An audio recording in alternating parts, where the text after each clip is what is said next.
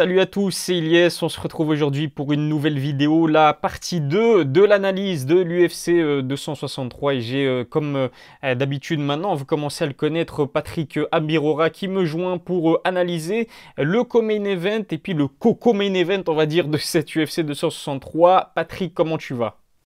Ça va très bien. Toujours, on est toujours là. Merci beaucoup pour les retours, ça fait vraiment plaisir et j'espère que vous allez continuer à kiffer. Et on est là. C'est justement ce dont j'allais parler. C'est vrai qu'on a eu de très très bons retours concernant notre première vidéo, puisqu'on a analysé le main event de l'UFC 263 et donc Israel Adesanya, Marvin Vettori. Pour les personnes qui n'ont peut-être pas encore regardé la vidéo, elle apparaîtra en haut à droite de l'écran via un onglet. Donc si vous l'avez raté, vous pouvez toujours la consulter. Elle est disponible sur la chaîne YouTube. Je te propose d'enchaîner avec un très très gros combat. Leon Edwards, Nate Diaz, c'est vraiment un combat personnellement qui m'intéresse vraiment. Ça avait été prévu à la base, tu le sais, lors de l'UFC 262, mais apparemment une blessure de Nate Diaz l'a reporté à cette UFC 263. La petite anecdote, la petite info intéressante, c'est que pour la première fois de l'histoire de l'UFC, Patrick, c'est un combat qui n'est pas un combat pour les titres, c'est un combat qui n'est même pas un main event et ça se fait sur 5 rounds. Qu'est-ce que t'en penses? Est-ce que c'est logique finalement quand on connaît les qualités des deux combattants? Je pense que si, ouais, comme tu viens de dire à la fin, si on connaît les qualités des deux combattants, ben, je pense que vraiment c'est du côté de Nate Diaz. Ils ont fait un travail de management et vu son statut dans l'UFC, en fait, c'est son statut dans l'UFC qu'il est venu et il sait très bien que si ça allait faire, si ça se faisait en 3 rounds, en 3 fois 5, je pense que Nate Diaz face à Edwards qui a affûté, enfin, la prépa physique qu'il a fait, enfin, moi, le physique qu'il a pris, Edwards, ça m'a choqué. Quand on a vu les photos, non, c'est incroyable. Donc, moi, je pense que s'il arrivait contre un Edwards affûté, en 3 rounds, c'était plié. Et je pense pas qu'il allait vraiment pouvoir exploiter son côté où c'est un combattant qui travaille en pression, qui travaille à l'usure, qui te boxe à l'usure, qui a un gros cardio, qui a un menton qui tient. Donc, lui, il sait qu'il va encaisser les 2 premiers rounds où il va prendre beaucoup. Et puis après, ça va vraiment changer, quoi. Il va changer la dot dans les derniers rounds. Donc, il se dit, je pense qu'il joue vraiment sur ça. Et c'est pour ça qu'ils ont accepté le fight avec ces conditions-là. Je pense pas qu'ils auraient accepté le fight avec un 3 x 5. Totalement d'accord. D'ailleurs, Dana White, il y a quelques jours, je pense, en interview, a annoncé et a confirmé le fait que les deux combattants ont vraiment insisté pour que ce combat se fasse sur 5 rounds. Finalement, tant mieux pour nous, les spectateurs. Alors, le dernier combat de Leon Edwards, c'était face à Bilal Muhammad. Le combat, malheureusement, s'est fini sur un no contest après un eye poke, donc un doigt dans l'œil qui personnellement m'a vraiment choqué. Je pense que j'avais jamais vu un tel eye poke aussi choquant. Qu'est-ce que tu as pensé, on va dire, pas du combat parce qu'il s'est fini assez rapidement après deux rounds, mais qu'est-ce que tu as pensé, j'ai envie de dire, du premier round de Leon Edwards face à Bilal Mohamed? Moi, personnellement, moi, je trouvais que c'était une grosse domination. C'était une grosse domination de Leon Edwards. Malheureusement, on n'a pas pu voir beaucoup, en fait. Le combat s'est fini rapidement. Donc, moi, personnellement, je me réfère plus à ces combats passés qu'à ce combat-là, pour le niveau de Leon Edwards. Après, comme tu l'as dit, l'époque, il était vraiment terrible. Et pour rebondir dessus, je trouve que maintenant, j'ai l'impression qu'on en voit de plus en plus à MMA. Et j'aimerais bien que le UFC fasse quelque chose dessus parce que quand tu commences à avoir un époque, 2 époques, mais qui gâchent un combat, en fait, Mhm. qui altèrent en fait la performance d'un combat, là, ça devient dérangeant. Quand c'était des époques, et puis bon, le type, c'est léger, il peut continuer et tout, on reprend la dynamique du combat. Là, on voit vraiment que c'est des époques où c'est fini, quoi. Le type, il ne voit plus rien. Donc, à partir d'un moment, je pense que l'UFC devrait prendre ses positions et essayer de trouver quelque chose parce que là, ça devient vraiment assez récurrent. Revenons à Léon Edouard, si tu le veux bien. Patrick, depuis sa victoire face à Dos Anjos, c'était en 2019, bah, finalement le Britannique, il recherche désespérément un adversaire. Il aurait pu affronter Khamzat, tu le sais, mais malheureusement le Suédois d'origine tchétchène a dû déclarer forfait à cause du Covid. Le Britannique lui-même a souffert du Covid. J'aimerais savoir, cette inactivité, on va dire, de Léon Edwards, est-ce que c'est de sa faute ou c'est le fait qu'il est tellement dangereux que finalement personne ne veut l'affronter? Tu as beaucoup à perdre en l'affrontant et presque rien à gagner. C'est un combattant, il n'est pas bankable. Niveau business, il ne va pas te rapporter une grosse fame. Donc, le combattre, tu vas presque rien y gagner. Quand tu as un prospect qui arrive avec une grosse hype, si on te met Léon Edwards en face de toi, ça devient lourd. Parce que le problème, c'est que si tu perds, ben, ça casse ta hype. Et lui, il a 3 fois plus à gagner que toi à gagner. Alors que si tu peux passer par des autres combattants qui sont peut-être des fois, niveau stylistiquement, on va dire, ils sont au même level, voire moins forts. Léon Edwards, je trouve qu'il est très, très fort. Enfin, pour moi, il est très sous-estimé dans cette catégorie. Enfin, La série de victoires qu'il a, elle est incroyable. La dernière défaite, je crois, c'est contre Kamaru Usman. Le type, il est là. Mais il n'est pas connu, il n'est pas polarisant, il n'a pas une grosse hype. Donc, le fait est que l'affronter, tu as plus à y perdre. Donc, c'est juste pour ça, en fait. Je pense que les gens ne veulent pas l'affronter dans le top 5 et tout. Ils se disent plutôt, on va s'affronter entre grosses têtes, en fait. Que si je perds contre lui, ben, au moins, j'aurais pris de hype parce que j'ai combattu lui qui est vraiment connu, ou lui qui a un style de malade, ou lui qui a un physique hors norme. Lui, c'est un gros lutteur. Tu vois ce que je veux dire? Il n'a pas ça, il n'a pas un style qui monte. C'est pas un lutteur, c'est pas un striker. Il n'est pas connu, il n'a pas une hype. T'as trop à y perdre à l'affronter. Je vais te donner quelques statistiques parce que toi-même tu en parlais dans ta réponse. Alors Leon Edwards à l'UFC, c'est seulement 2 défaites sur 13 combats. La dernière, tu l'as dit, elle date de 2015, c'était sur décision unanime et contre un certain Kamaru Usman qui est le champion invétéré de cette catégorie des poids welter. Au total, Leon, c'est 18 victoires sur sa carrière, 6 sur KO TKO, 3 sur soumission, 9 sur décision. Donc ça rejoint ce que tu dis, il est bon un peu partout, il n'a pas vraiment une qualité primordiale. J'aimerais savoir, Patrick, où est-ce que tu le classes dans la hiérarchie, dans on va dire, cette division des poids welter? Mais pour moi, je le place dans un bon top 5 et une grosse place dans le top 5. Donc, vraiment, une place, il est vraiment une place méritée dans le top 5. Et pour moi, j'aimerais bien, à terme, après une ou deux victoires contre des gens du top 5, une revanche contre Kamaru Usman. J'aimerais bien voir. Parce qu'avec le physique qu'il a pris, l'évolution qu'il a fait, le run qu'il a fait, ça va être intéressant. Mais encore une fois, pour qu'il arrive là, il faut qu'il soit bankable, il faut qu'on le pousse, il faut que l'UFC le pousse. C'est pour ça qu'ils lui ont mis des adversaires où je pense, là maintenant, on essaie de lui mettre des adversaires qui, bon, on sait que Leon Edwards a le level maintenant de pouvoir aller chercher cette ceinture. On doit le faire monter d'abord niveau businessman et en parlant de business et en parlant aussi de fame. Donc, on lui met des Khamzat Chimaev, on lui met des Ned Diaz, des types qui sont même pas classés. Mais le fait qu'ils battent Khamzat Chimaev ou qu'ils battent Ned Diaz, boum, ça le propulse. Sur une autre sphère que juste le fait d'être fort dans la cage. On dit souvent que Leon Edwards est un combattant sous-coté, peut-être même l'un des plus sous-cotés à l'UFC. Est-ce que tu es d'accord avec cette idée-là? Bah, comme dit plus tôt, oui. Franchement, je trouve il est quand même archi sous-coté.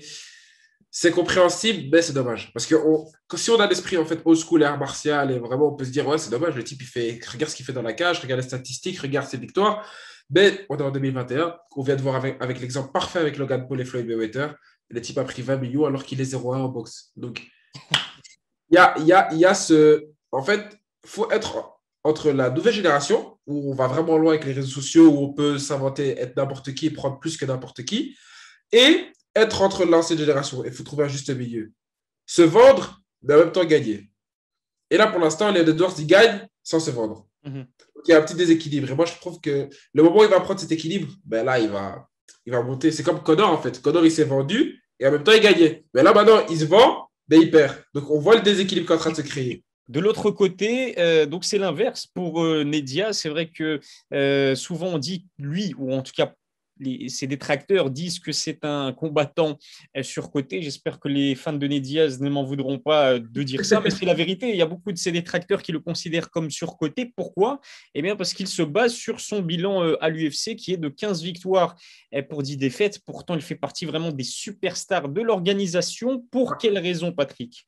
En fait, Ned Diaz, il a ce facteur surprise. C'est-à-dire que ce combattant-là, des fois, il peut te surprendre à des moments où il n'attendait pas. Enfin, moi, pour moi, les plus grosses surprises qu'il a fait, c'est Michael Johnson. Il a enchaîné avec McGregor. Il vient avec Pettis. C'est des surprises où on se dit, ben là, il va perdre. C'est mort. Et là, il vient et il te fait une masterclass. Et donc, en fait, il sait choper les moments. C'est vraiment ça. Il chope le moment. Alors que personnellement, je trouve qu'il n'est pas non plus incroyable. Enfin, si, il a une boxe vraiment qui à force, elle t'use. Et là, il est fort dos au sol, tu vois, dans le jiu-jitsu, parce que voilà, Gracie, etc. Mais ce n'est pas non plus le fighter le plus chaud des lightweight ou des welterweight. Mais il a ce facteur surprise. Et en plus, c'est un combattant, il est polarisant. C'est le bad boy, c'est l'archétype du bad boy, quoi. Le type, il arrive, il parle mal, il a une aura, il fume de la weed à l'échauffement de l'UFC. Enfin, le type, il a un style, genre, il a vraiment sa fanbase et elle donne tout pour lui, quoi. Sa fanbase, il n'y a personne qui y touche. Stockton, 209, tout le monde sait que c'est lui. Et donc, en plus, il y a l'histoire avec son frère, il y a une vraie histoire. Enfin, il a vraiment un vrai background. Tout était écrit pour que lui, ce soit une star de l'UFC. Clairement, d'ailleurs, Léon Edwards, pour moi, il devrait vraiment aussi s'inspirer de Ned Diaz parce que Léon, lui aussi, il a une histoire, quand même, il a une sacrée histoire. Son père en Jamaïque était apparemment, d'après ce que lui a dit, un trafiquant de drogue. Il s'est fait assassiner. Lui-même, Léon, en débarquant du côté de la Grande-Bretagne à Birmingham, il est actif dans le monde des gangs, dans le monde violent des gangs avant de se faire sauver justement par la pratique du MMA. Je pense que Léon pourrait s'inspirer de la stratégie de Ned Diaz, même si Ned Diaz le fait, c'est quelqu'un d'authentique. Il a Ouais, c'est absolument naturel. Je rien trouve qu'en fait, c'est calculé. pas forcé. C'est pas forcé, c'est ça. On voit vraiment que tu vois la photo du petit frère de Diaz, dès que Diaz il a 4 ans, il fait une photo comme ça. Tu te dis, ouais, ouais, eux, dès qu'ils sont petits, c'est fini. Tu sais déjà que. C'est ce que je veux dire. C'est pas forcé, ça se voit que c'est vraiment naturel. Ça fait partie de leur personnalité. Au niveau, on a parlé de l'inactivité de Léon Edouard, mais c'est un peu le même cas aussi pour Nedia. Seulement 2 combats ces dernières années, une victoire plutôt convaincante contre Anthony Pettis, c'est vrai, et puis une défaite sur décision médicale face à Jorge Masvidal, même si dans le troisième round, je trouve que Ned commençait petit à petit à bien rentrer dans le combat comme il en a l'habitude. Alors, sur base de ses dernières performances, où est-ce que lui aussi, tu le situes tout simplement dans la hiérarchie des poids welter? Moi, je le mettrais franchement dans le top 10 et encore. Et encore. Franchement, vu son inactivité, vu ses derniers combats, moi, je le mets dans le top 10 et encore. Mais après, on peut comprendre que ce combat se fait parce que c'est une superstar de l'UFC. C'est juste ça, en fait. Il faut que les gens arrivent à se mettre dans la tête que maintenant, il n'y a plus que la cage, il y a tout ce qu'il y a autour. Mhm. Et l'UFC voit par ça, l'UFC, c'est une entreprise, c'est un business. Donc, Dana White, il voit business. Il voit plus que juste le fight. Il voit qui va lui rapporter le plus sur tel fight et sur qu'est-ce qu'il va faire vraiment plaisir aux fans, en fait. C'est juste ça. Et donc, les gens doivent se mettre ça dans la tête. Et là, ça fait plaisir aux fans de voir des Diaz qui revient, son retour. Et en plus, il prend les Edwards. De un, Dana White, il se dit si les Edwards doit prendre la ceinture, il doit monter en fame. Hop, on lui met des Diaz. Un, s'il gagne, ça fait monter les Edwards. Et si les Diaz gagnent, il revient, il chope un type qui est hyper chaud et il le bat. Dans les deux cas, il est gagnant. Alors, le plus grand danger pour Léon Edwards face à Nate, tu dirais que c'est le jiu-jitsu incroyable du natif de Stockton, ou alors c'est peut-être sa boxe qui est d'ailleurs très largement sous-estimée. Qu'est-ce que tu en penses? Ça va dépendre en fait de ce que va exploiter Edwards. Là, on a deux gauchers. S'il exploite les erreurs que fait Diaz quand il combat contre un gaucher, je pense que Edwards n'aura pas trop à s'en faire par rapport au striking de Diaz.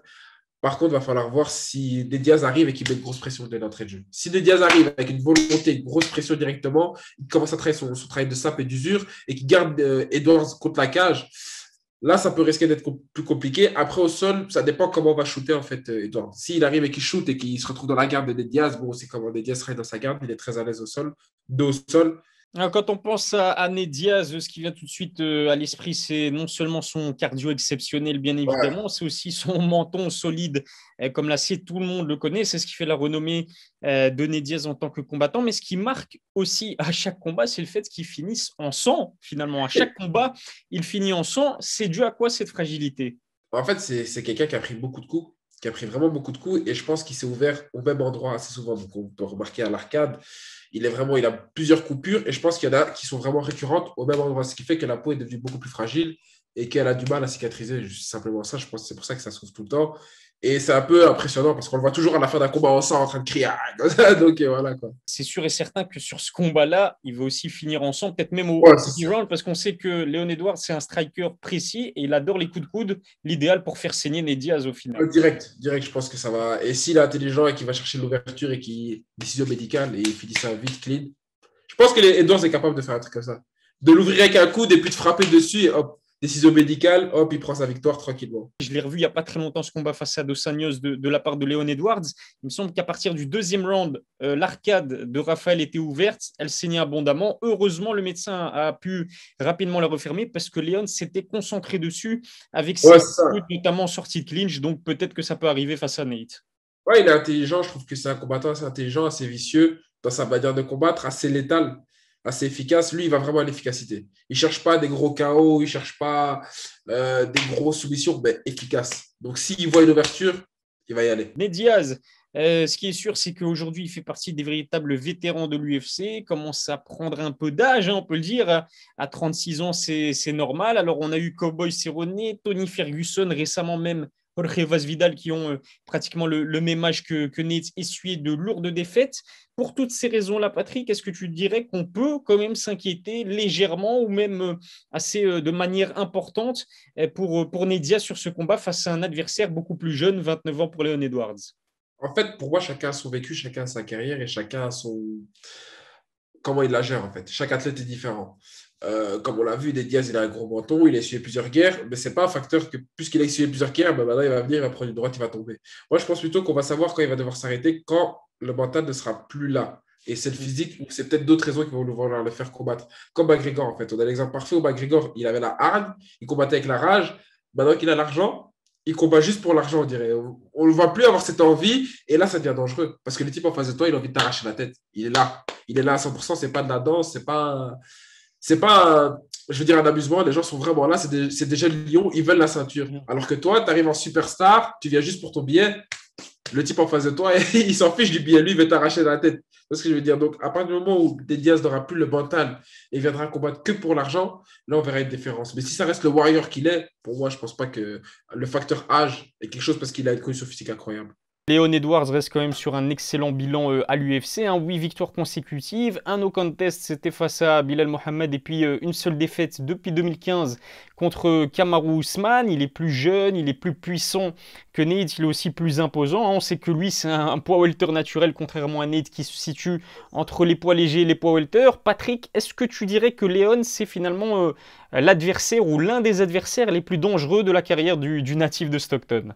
Nate Diaz, à l'heure actuelle, au point de vue de sa carrière de maintenant, vu qu'il est sur la fin de carrière, il commence à se faire vieux. Leon Edwards est un très très gros prospect en welterweight. C'est en plus un très gros welterweight. Il a fait une grosse prépa physique. En plus, il est devenu encore plus gros que ce qu'il était avant.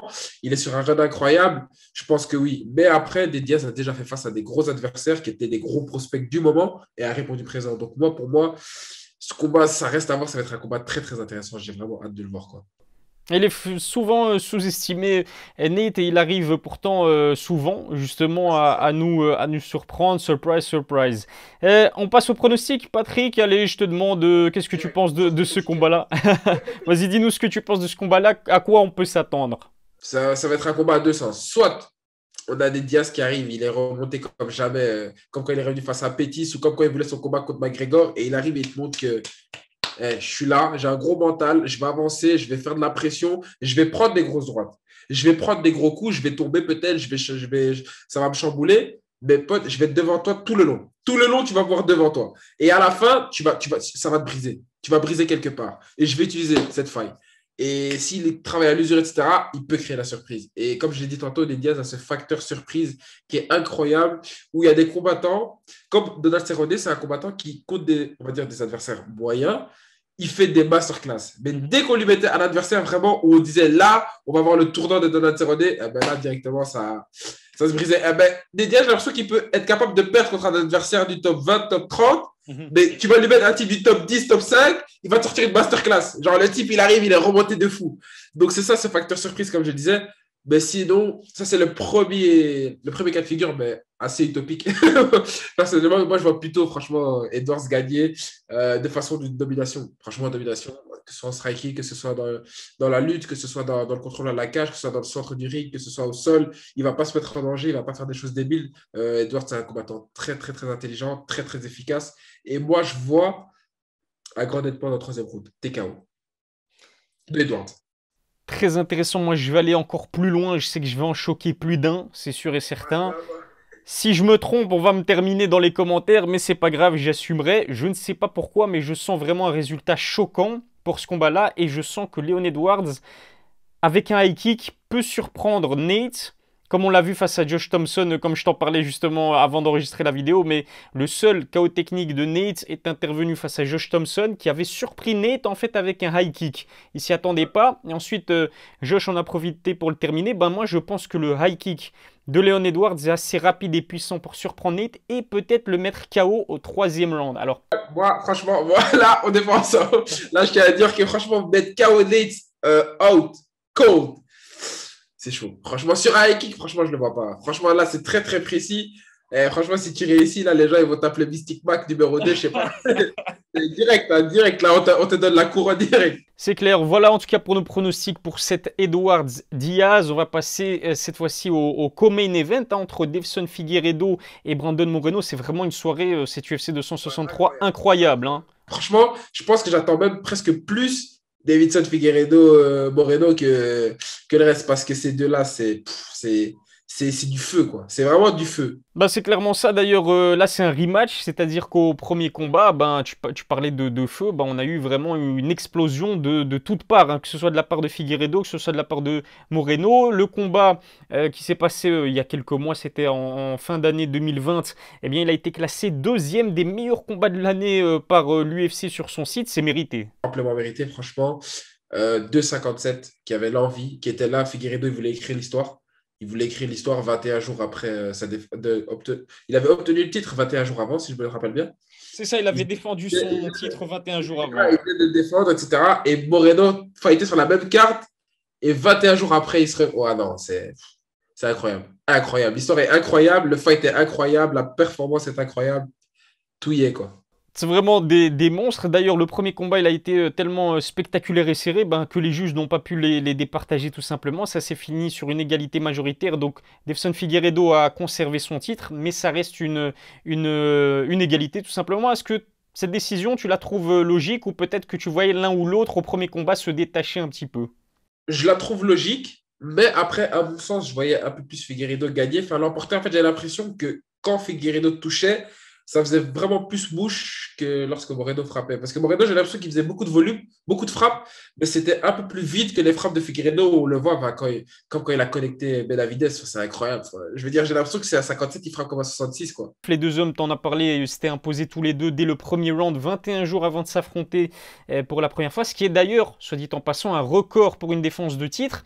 Finalement, ça en dit vraiment très long sur la qualité de ces deux combattants, hein, Patrick. À côté où Moreno, il est très fougueux, très imprévisible, il envoie des frappes, il a du volume, il est là, Black Belt Jiu-Jitsu, et de l'autre, tu as Figueiredo, enfin, moi, personnellement, son style de combat, franchement, je l'ai connu il y a 3-4 fights avant, j'étais choqué, quoi. Le type, il arrive avec une Ulysse, le dieu de la guerre, tu vois, il arrive, genre, quand il fait l'arc à flèche, quand il gagne, enfin, moi, j'étais choqué, genre, moi, j'ai dit, ah non, j'ai validé direct.